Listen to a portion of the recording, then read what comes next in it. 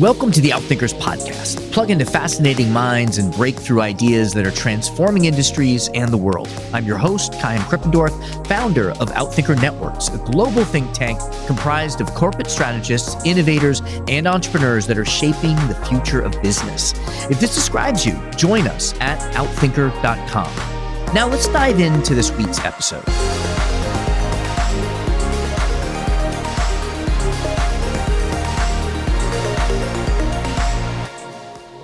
It means execution is adhere to what you said was your hypothesis.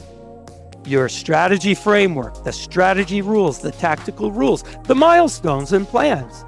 You stick with them until there's some information that tells us we should modify it because we thought something was wrong. Our product development took 3 months longer than we thought, or 3 months shorter, and we're going to modify. Or competition came out with something. We're going to modify. Or interest rates tripled. Or a new government comes in and changes the way people are doing business. And we modify. Whatever that might be. But until you've got something that tells you the hypothesis is wrong, your strategy framework is wrong, bloody stick to it. That was Peter Compo, author of The Emergent Approach to Strategy, Adaptive Design, and Execution. Unlike many strategists who hail from universities and consulting firms, Peter builds his groundbreaking work first as a musician and a scientist. He holds a doctorate in chemical engineering and then gained experience in the corporate trenches at DuPont. Hired as a research scientist, he held leadership positions in product marketing, supply chain, and business management, where he served as the Director of DuPont Ventures, focusing on new business ventures, and later as the Director of Corporate Integrated Business Planning, where he was responsible for overseeing the company's strategic planning processes. His varied background and passions are what inspired his unique perspective that business, particularly business strategy, often mirrors science and music, inspiring him to write The Emergent Approach. Peter's mission is to create a new level of clarity on strategy by debunking the idea that strategy is a cascading and top-down approach. Instead, his concept of emergent strategy proposes that strategy development should be an agile, organic, constantly transforming process as new information and situations present themselves, an approach that I particularly believe is essential for many reasons, especially today. We dive into the ins and outs of this concept in this conversation, discussing how strategy, similarly to evolution and scientific breakthroughs, isn't just selecting what works, but rather a series of discarding what doesn't work. How execution isn't just about following a list and getting good results, but rather adhering to a strategy until new information proves the hypothesis or framework is wrong. How leaders can help facilitate and guide strategic direction across teams and functions without putting too many constraints that hinder performance. A preview of techniques and tools from his book that leaders can apply to jumpstart the emergent approach in defining your strategy. Ladies and gentlemen, Peter Compo. Peter, thank you so much for being here with us. I have been following your work and I'm just ecstatic that we can get to talk to you a little bit. Thank you. Where are you joining us from today? I am joining you from a little community called Arden in northern Delaware, about a half hour out of Philadelphia. Actually, nice. A planned community that has a little bit of a history to it. So, yes.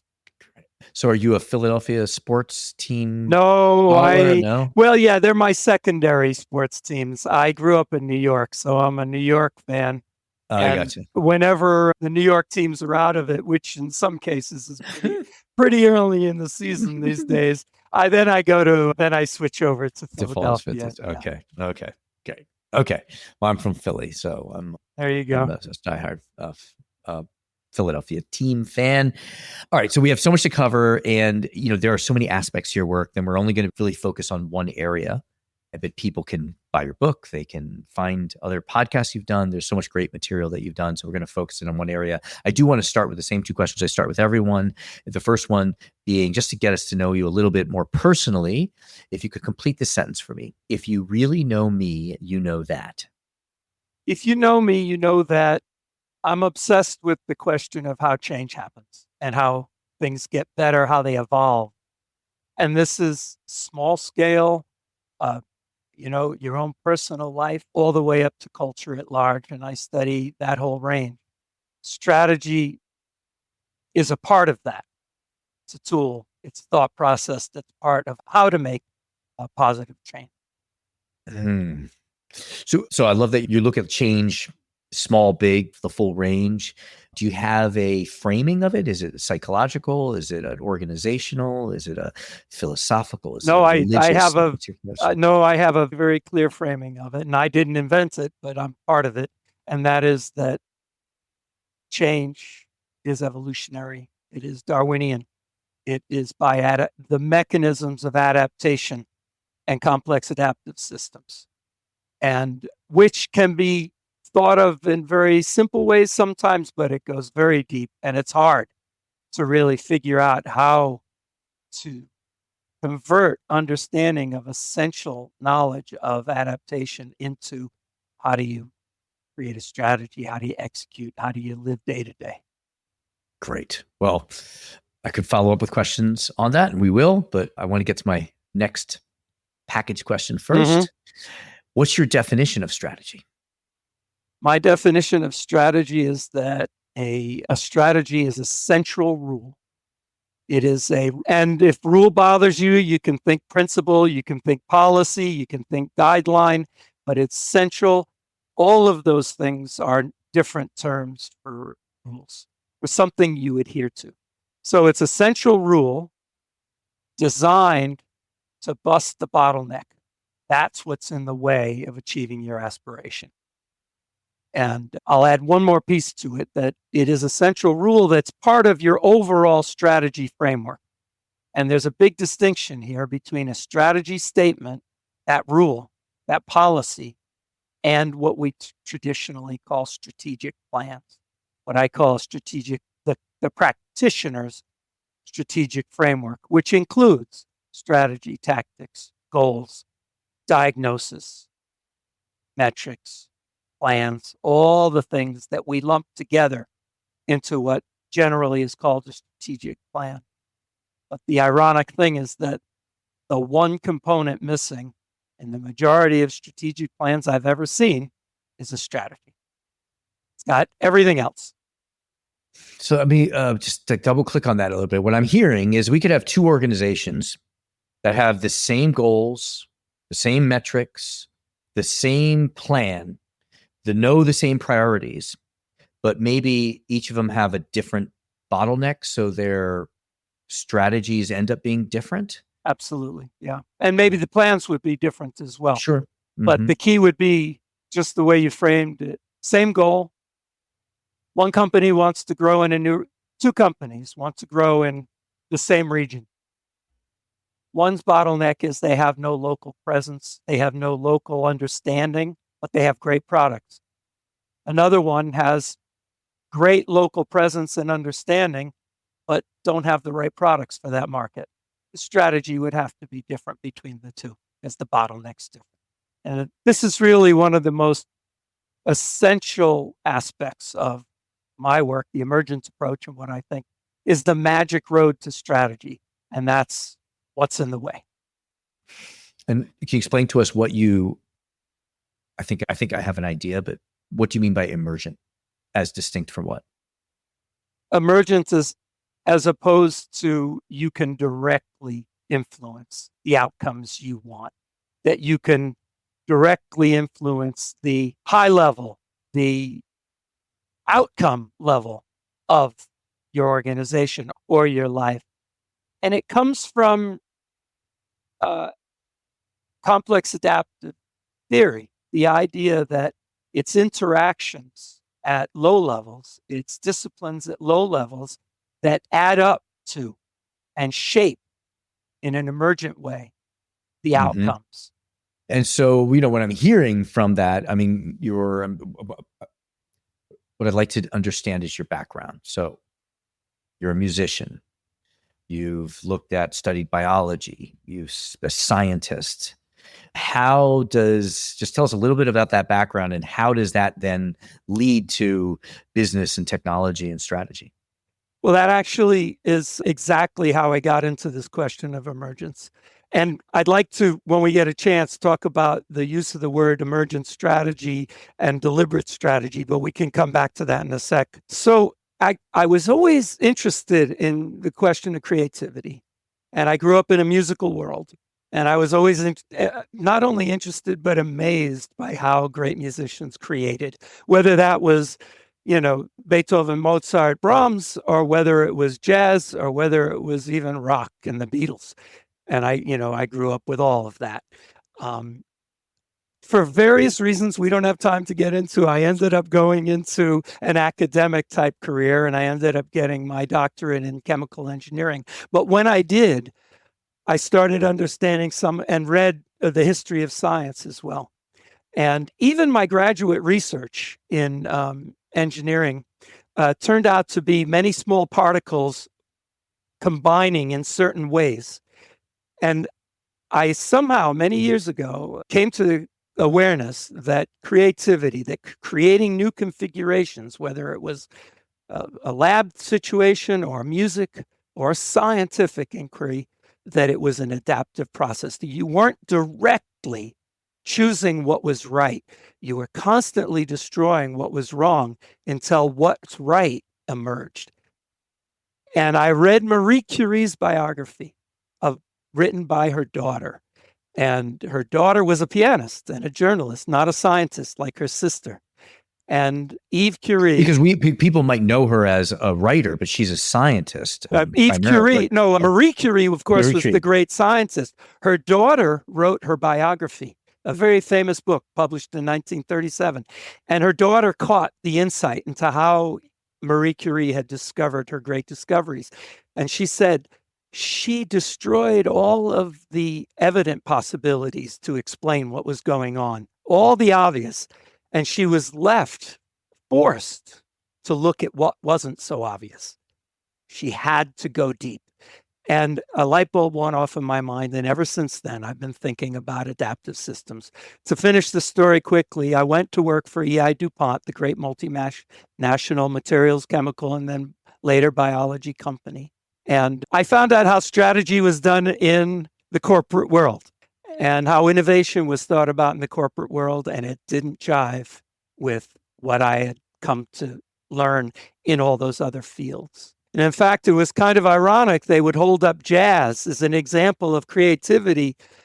And they would say, well, it's all about being free, And of course, if you're just free in music, then you just write cliches, just like in business or random stuff. So, and DuPont was no different than anybody else. They had all the stuff from all the big consultants and this and that. They were perfectly as good as anyone else in this. And I just slowly but surely developed theories of both innovation and strategy over the years in the company. And then I left to work full time on it. Got it. And just describe to us your musical background or that history. Well, both I come from many generations of musicians. My parents were, my father was a jazz bass player and violinist. My mother was a singer and a dancer. They met on the road with a group that nobody remembers now called Fred Waring and his Pennsylvanians.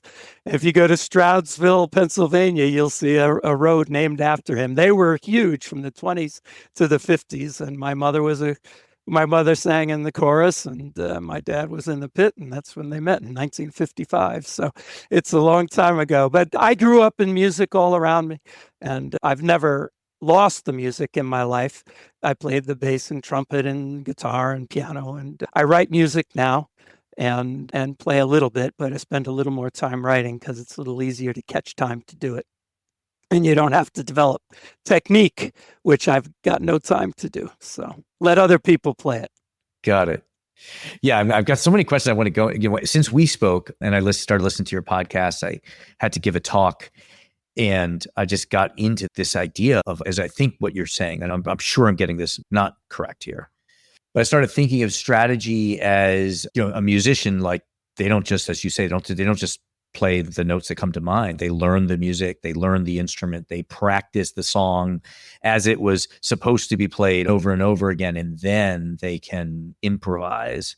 And I think that is really a beautiful metaphor for strategy. So I was wondering, could you? No, what you're saying is completely accurate. And I use examples of the great jazz musicians, and one very much in particular, Charlie Parker, who was a extraordinary, not only improviser and composer and player, he had enormous technique as well, virtuoso technique, but he somehow was able to, unlike many musicians, he was able to verbalize the process. And he said it in many different ways. What you just said, he said in many different ways. He'd say, learn your instrument, learn the music, learn it so well, and then forget all that shit, he would say, and just wail. Or he said it, my favorite way he expressed it was, learn the changes and then forget them. The changes are the chord changes. That was jazz slang for the chord changes that, people who know piano music or guitar music, you see the chords above the line where the vocal is. Those are the chord changes. And in jazz, they were very sophisticated chord changes, very chromatic, as we say, and very virtuoso playing went along with that. And he would say, learn it so deeply that you could forget it. And this really does capture the difference between the idea of freedom as creativity, as this kind of, you don't need any rules, you don't need any boundaries. It's quite the opposite. You need boundaries and rules, but they're a special kind of boundary and rule. There's so much, they have to be internalized, and they're not at that outcome level. Parker didn't say, come on, man, play a great piece, write a great piece. You can't. That's trying to directly manage the outcome. It can't be done. It can't be done. You can't say I'm a very modest composer, but I take advice from really good ones. And, they couldn't just say, I'm going to write a great piece. Even if you said it, it wouldn't mean anything. What have you taught yourself? What are you holding to when you make decisions as you write the piece? What's the discipline of that process? So, yeah. And I love what you're saying there, because there's a common understanding of what strategy is versus execution is. One is strategy is setting the goal and execution is achieving the goal. Why is that not right? It's not right from the start with, well, if you could just achieve your goals by this thing called execution, why would you need a strategy at all? Just set a bunch of goals and just go do it. Great. Hey, in some cases, it would be better to do that than have some huge 55-page PowerPoint bogus strategy. You'd be better off just saying, go do it, if that's all it really was about. But you can't directly get the outcomes you want. Not to mention, what if you work in a diverse, large organization in different places physically and mentally with different sub-goals and different needs and requirements? What do you just tell them all? Here's the main corporate goal. Go ahead, do your part. Got it. Okay, so I understand. So we're saying we can't just say, set the big goal and, hey, product team, you just do whatever you got to do. And HR team, you recruit whoever you have to recruit. And process team, operations team, you just do whatever. Why can't we just do that?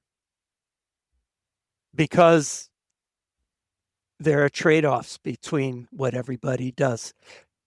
And what I would start with is illustrating what happens when you do it.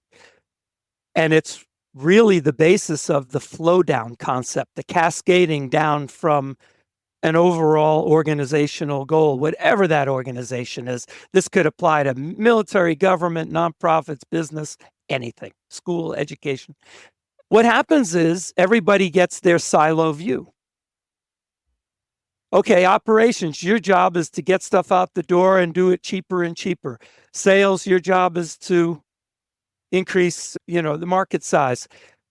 HR, you had to hire the best people. Everybody has kind of a cliche definition of what their contribution to that picture is, to that overall goal is. But if it was true that you could just have everybody do their cliche, we wouldn't need strategy at all. You would just bust up every goal into smithereens, into parts until everybody had their part. But the problem here is that operations numbers are not helping are at odds. Operations numbers are technically at odds with marketing's numbers. For example, I know how you can reduce your fixed cost to almost nothing. Don't produce a bloody thing, right? It sounds ridiculous when you say it like that. And of course it is. But now put yourself in the spot of operations as being beat on to reduce cost, and marketing is saying, well, we need a whole range of new products. And these products run slower on the line, and they take more quality management. And maybe they take new raw materials that are harder to get. And now we're going to triple the number of SKUs we have. And we're going to have to increase our inventory by twofold. Well, why not just go do it? Marketing says just go do it. Of course, any real situation has enormous trade-offs between these things. And a strategy rule is something that can help make those trade-offs. And I use this example a lot because it's very simple and very clear. And I think what many businesses have to deal with all the time. You might have a rule where leadership strategy creates a strategy that busts this bottleneck of this marketing operations challenge by saying something like, okay, we're going to target only these new products for this various reason. Or we're only going to start with this market. No marketing you can't have for every market. You can't have a new product for every market. And then they go to operations and say, okay, we've given you that reduction. Now you got to do this. And essentially what the strategy would say, what guidance it would give, is guidance that neither organization could possibly come up with on their own.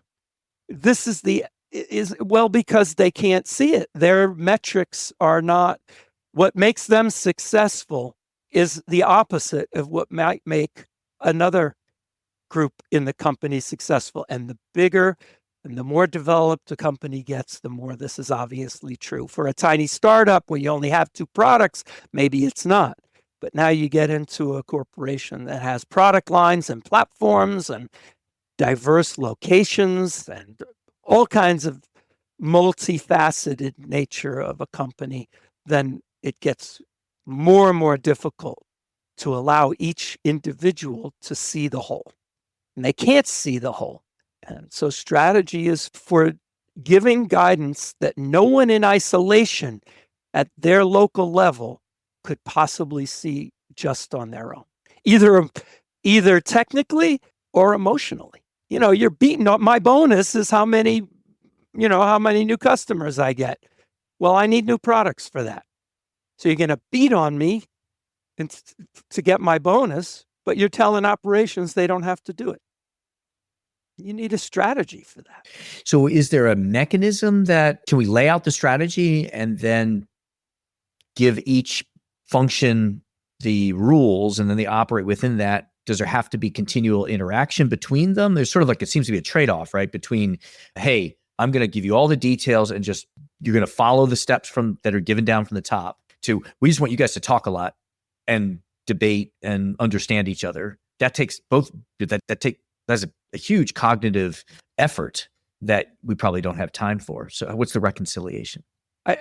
That's exactly the challenge of leadership, isn't it? And the way that's handled is something called nested strategy frameworks, meaning operations has to have a strategy framework, meaning a central rule for how they're going to bust their bottlenecks, their own diagnosis of the situation, their own plans, their own tactics, their own metrics, and the same in marketing. And of course, anybody else, but we're just keying on those two. But here's the thing, and the thing that really makes it work. Both of those organizations and any other is constrained by the strategy of the C-suite, assuming that's the structure, right? We have a C-suite, and then we have operations, and then we have manufacturing. The C-suite created that strategy that busted the trade-off. It said, here's what we're going to do with products. No marketing. You don't get every product you want. No operations. You do have to do these products. Now, those two groups are now constrained, but you don't over-constrain them. You don't give them every little detail, plan, sub-goal, metric. You give them the freedom within that constraint of here's what we agreed on this very contentious trade-off. Now, you do the best you can. You figure out the rest, because by doing that, you take advantage of the fact that the C-suite's not living in the factory and not living at the customer, and take advantage of them being, what it is they say sometimes, at the coal face, right? Or on the front lines, that you have more knowledge of what's really going on there. And there's an old line from the military. It was Moltke in Germany, and I sometimes use this. An order should contain nothing, only what the subordinate cannot figure out for themselves. I love that. I love that. That makes a lot of sense. And then, so you're not over constraining the people who are on the front lines and in their milieu, whether it's marketing or R&D, product, you name it, HR, any function, right? You don't over constrain, but you do constrain them such that the overall corporate bottleneck is addressed.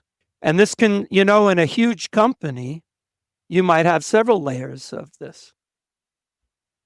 these nestings, as many as you think is needed to make clarity. And I'll just add one more piece to it. It's not this old saw that the tactics of your leadership is your strategy. You know that old rule, the idea that you take on. And I say no. The CEO's got a strategy framework with strategy and tactics and goals and diagnosis that are relevant to her. Operations leader, manufacturing leader, SBU leaders have the same. It's no one's job to execute on somebody else's strategy. This is part of this independence, this distributed capability. You are constrained by the strategy above you, but that's much different than you have to execute a piece of that straight, right? Isn't that a big? Do you hear that as a big difference? I hear big difference. Yeah. I mean, I've heard you also relate your work to sports, and I was this weekend watching my cousins play. They're in the Philadelphia Union soccer team. Sure, right up. New coach. Right up, yeah. Right, we got to get a new coach, and the new coach has a different system, is what you would call it in sports, right? And so they had to learn. So could you maybe relate those two to have people kind of visualize what the distinction you're making? Absolutely. And this was, Aiden's podcast, The Innovation Show. I just love talking to him about sports because he played at the highest level rugby, Toulouse in France. I mean, he was there, I think the sports analogy is very clear. You have a defensive leader and an offensive leader, perhaps, as in American football, right? I unfortunately don't know the world football, i.e. soccer, as well as I know American sports. I feel very guilty about that, even though I know a little bit about cricket. But cricket is a whole other thing, right? But say you have an offensive leader and a defensive leader coach, and then you have a head coach. You would not want the head coach micromanaging, telling the defensive coach everything they should do, their strategy. But since it's the same players on the field at the same time, unlike American football, right, where you got the same players on, defending and not defending, and I don't need. You would not want to tell each one of those coaches every detail of what they should do. But you might tell them, this is our overall game plan. Now, within that overall game plan, for example, what's a classic one? We're not going to let the other team's best player beat us. We're going to double that player. We're going to double team, and this is done in so many sports, right? American football, basketball. We are not going to let their transcendent player, who's so great, beat us. We're going to double them, and if the second best player beats us, c'est la vie. That's life. So now what if the players or the sub coaches, the lower level coaches violate that rule because they see an opportunity? And this brings us right to execution. What does execution mean? It doesn't mean get good results. Why would you even need the word if it meant just go set goals and go get good results? Or as one professor said, oh, it's not just following what you said you would do, it's seizing opportunities. Well, isn't that brilliant? Why wouldn't leadership do anything more than say, go out and get good results and seize opportunities? It has no meaning. It has no information or value.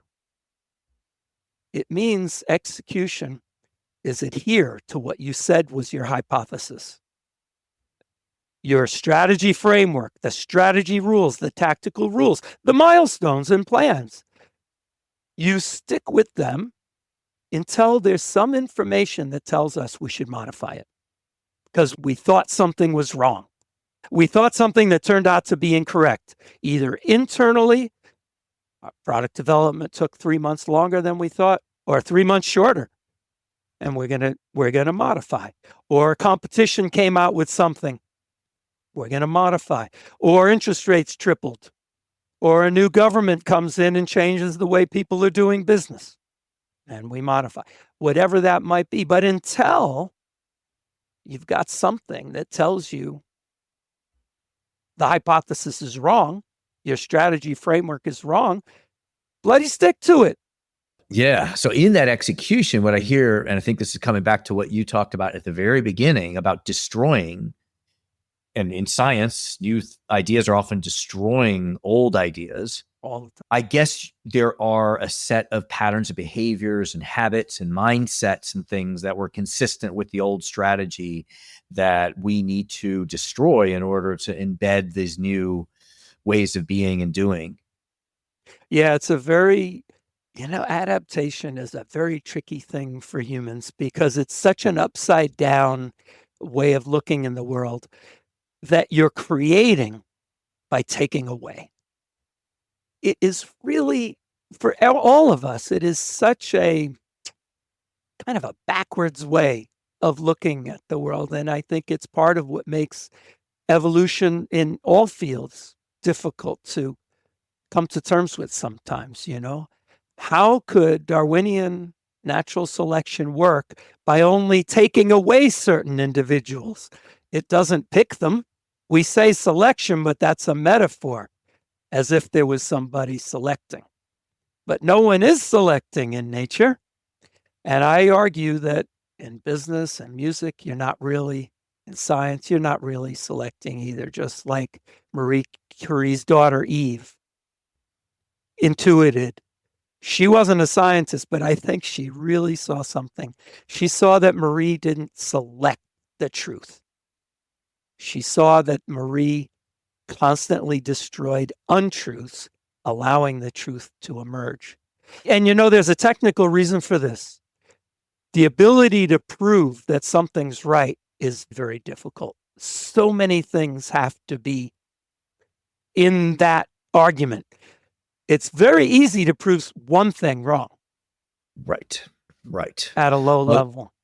Right. You can have a hypothesis that is consistent with what your observations have been, but it's hard to run that forward and know that it's true. But it does seem to be a intensity or intentionality. There has to, for there to be a right, I think there must be some objective, right? So she wasn't just sort of thinking about different things and is it true or not? There was something driving her, right? So I imagine there's got. What do you call that? I would say, and for so many entrepreneurs and for so many scientists and musicians, it appears to us as obsession. She was obsessed with finding out how to explain this new thing called rays, which she coined the term radioactivity. She was obsessed. I think on a higher level, she was obsessed with physics. I think that, I have some obsession with understanding how change occurs, how creativity and innovation occur in our nature. culture and physical nature. And that different goals appear all the time. And you try to solve those and you try to discover it, and then you move on to the next one. And you're just constantly staying in this obsession. How about great entrepreneurs? They have an idea. They're just obsessed to figure out how to get it out into the world. What do? They constantly bust bottlenecks. They're constantly saying, what's in the way? What do I have to solve today to buy another card, right? What do I have to pay to buy another card, to see another card here in this game? Can I afford another one? And I'm going to keep going. I'm going to bust bottlenecks. And then one day it starts to emerge. Yes. So then what are the tools that we use then to translate that obsession into an organization when I'm not an individual, to activate that intensity or that rigor or that discipline? Or how does, if that is the material of execution, what do you suggest that leaders implement or use? That is exactly what I tried to achieve with the Emergent Approach, with the book, that I tried to show the fallacy of cascading down from a goal in a relatively short process that you call the strategy process, and then move on. What I've created are ways to work at that lower level where you're constantly destroying things that are untrue or that are not useful, clearing them out, allowing what might not be so obvious at first to get a voice, and to do it in a way that's much more focused on the word we talked about early, internalization, which I think is the key, and was the key for Madame Curie and was the key for Charlie Parker. And I think any creative situation, it's getting it inside of you so deeply that you start to make connections. It's not about writing all these PowerPoints. It's definitely not about making lists of things, lists of goals and plans and metrics and choices and actions and pillars and values. No, it's struggling on a single piece of paper. And several of the tools that I offer, I say, keep it on one piece of paper.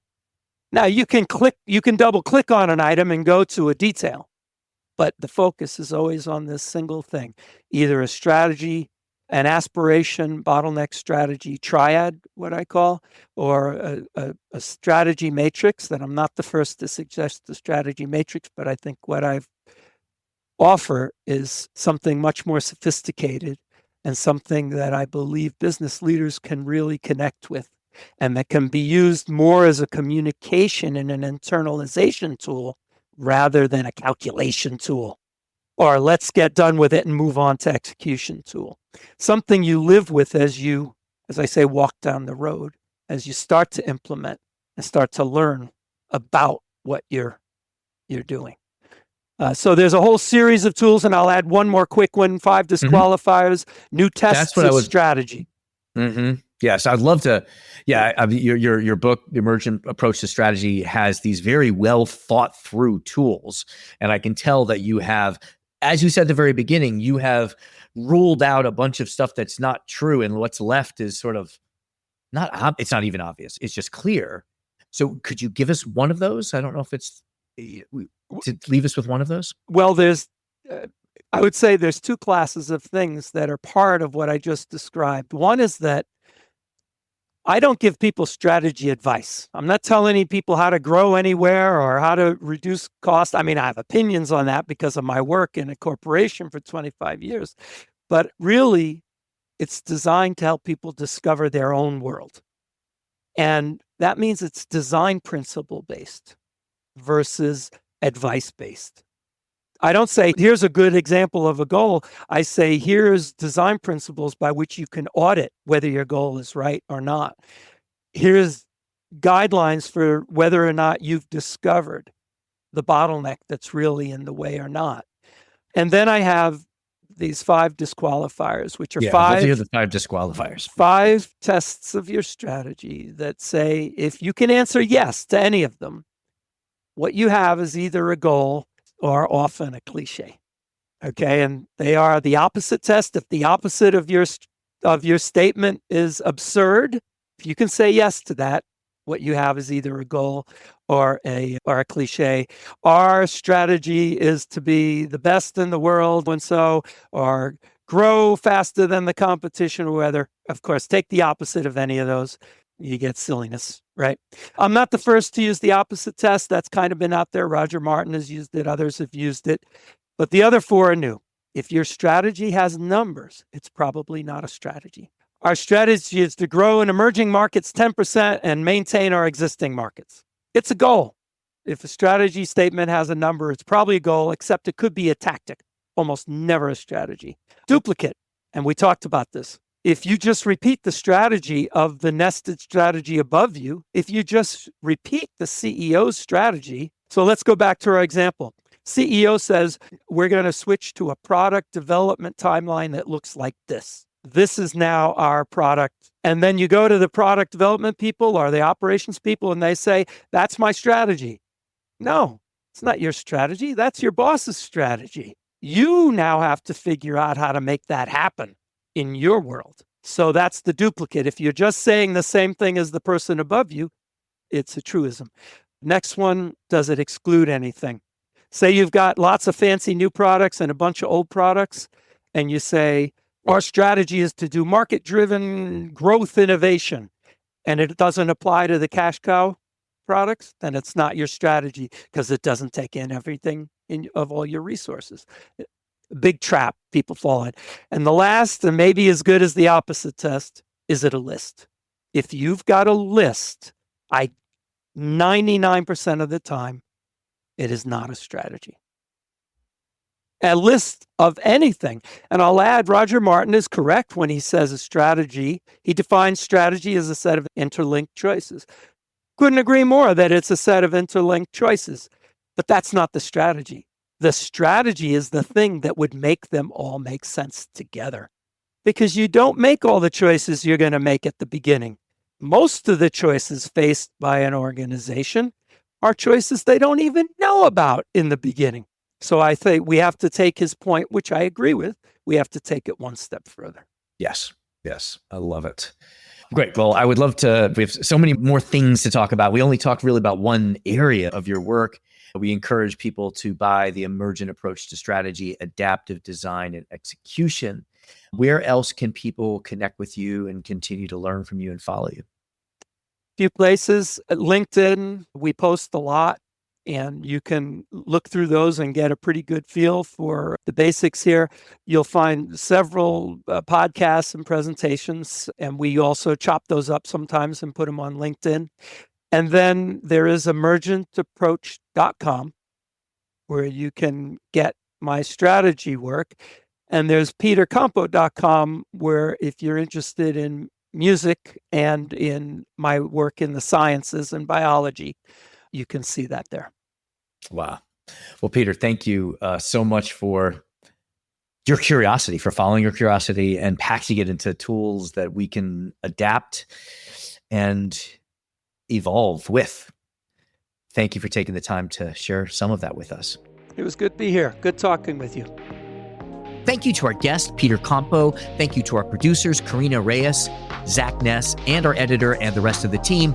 If you like what you heard, please follow, download, and subscribe. I'm your host, Kyan Krippendorf. Thank you for listening. We'll catch you on the next episode of Outthinkers.